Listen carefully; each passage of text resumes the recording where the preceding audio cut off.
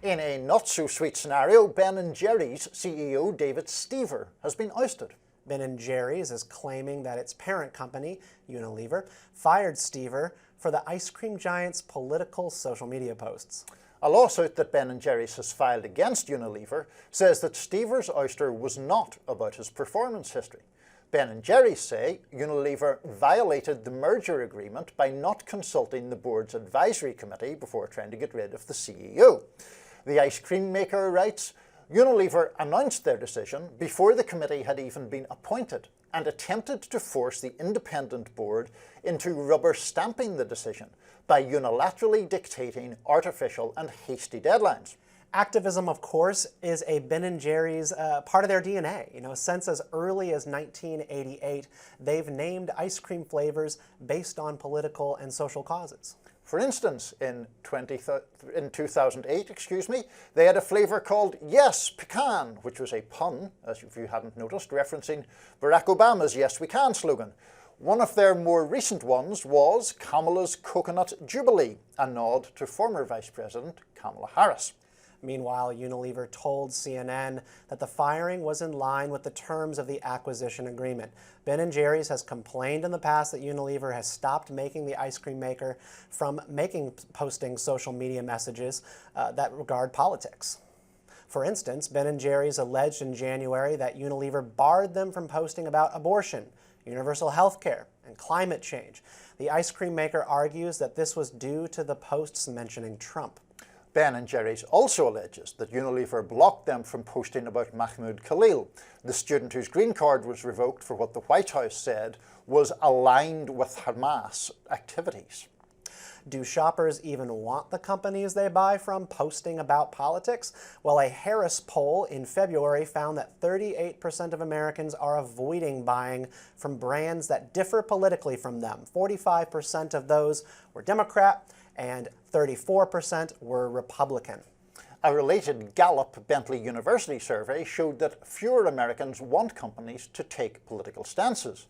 For instance, in 2022, 48% of Americans said companies should take public political stances. But by 2024, that number had dropped to 38%. Oh man, the tide is turning on the politicization of brands. Well, yeah, maybe. I mean, poor Ben & Jerry's, you see, this is what happens when you sell out to the man. You just get caught in these corporate stances that avoid any kind of point of principle. Ben & Jerry's was sold to Unilever back in 2000 for more than $300 million, and Unilever seemingly trying to enforce their control. I don't understand this move. If we take the fired CEO at his word and kind of what people are saying, that this was about politics and Unilever's discomfort, I don't really get why you would have bought Ben & Jerry's in the first place. This is what they do. I am a conservative. Ben & Jerry's is fantastic. I have at least 2 right now in my freezer. Good. This is just what they do. I will never forget their Colin Kaepernick changed the world brand ice cream that was around Black Lives Matter. This is just part of the Ben & Jerry's thing. It always has been. So I don't even know what would be over the line for that brand. I find what they do and their social media presence to be a little cringy, but I also don't spend my money based on my political opinions. That's just not how I do things as a consumer. I think that is admirable, and I think that, it is completely right to say Ben & Jerry's have been very identified with progressive causes. Now, I think that what makes an ice cream company successful is whether or not it makes nice ice cream, right? I mean, ultimately, is the product something people want to buy? If it was terrible, people are not going to go out and buy it because it is aligned with political views that they agree with. I do think that, I think that you are, it's quite fair and right for you to say, I don't align with, you don't buy things in terms of alignment with political beliefs.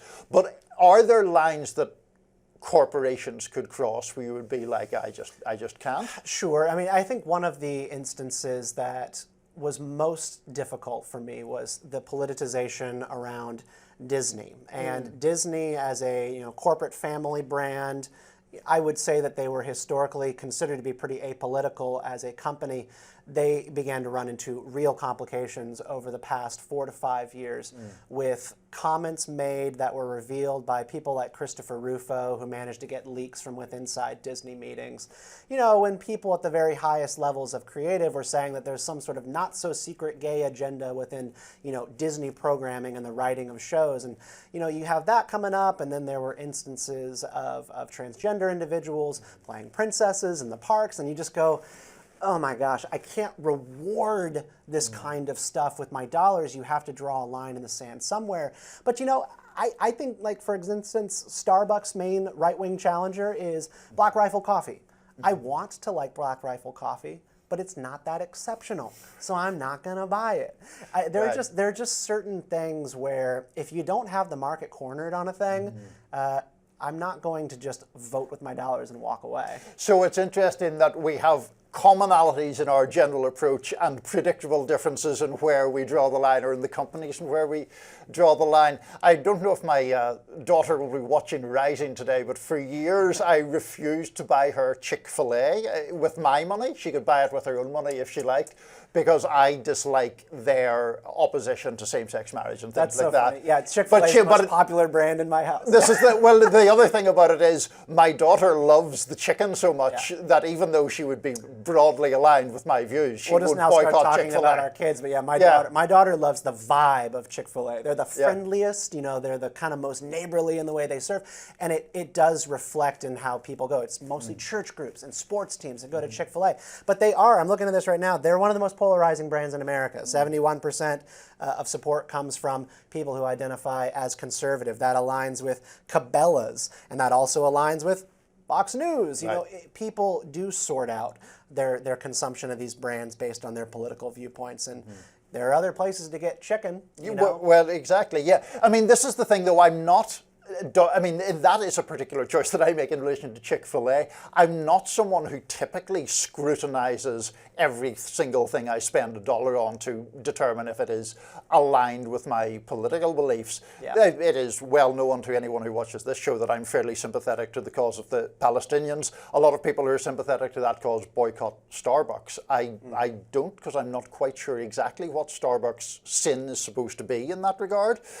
So, you know, it is about where you draw the line. So, yeah, I think one of the most healthy things that has happened on the right in, let's just say, the past 10 years is that the right has started to try to build alternative institutions and brands, and instead of just boycotting brands they don't like for being woke and saying go woke, go broke, and this and that, building things that are an alternative. You know, the Daily Wire launched Bent Key Children's Entertainment. They poured tens of millions, hundreds of millions into building animated entertainment for kids and families that you could enjoy via streaming, and basically saying, if you are mad at Disney and you want to show them you're serious, why don't you sign up for Bent Key? And there's an element of that I like because it's constructive and it's about building so that you have market competition. But then there's another element that I dislike, which is that we have cartoons for conservative families and cartoons for liberal families, and that's just not the world that I want to live in. Right, it just deepens the divide, yeah, which we try and transcend here on Rising. Of course. Of course we do. Up next, the Big Apple's rotten mayoral candidates. Both of the leading contenders have scandals in their past. Stick with us for that.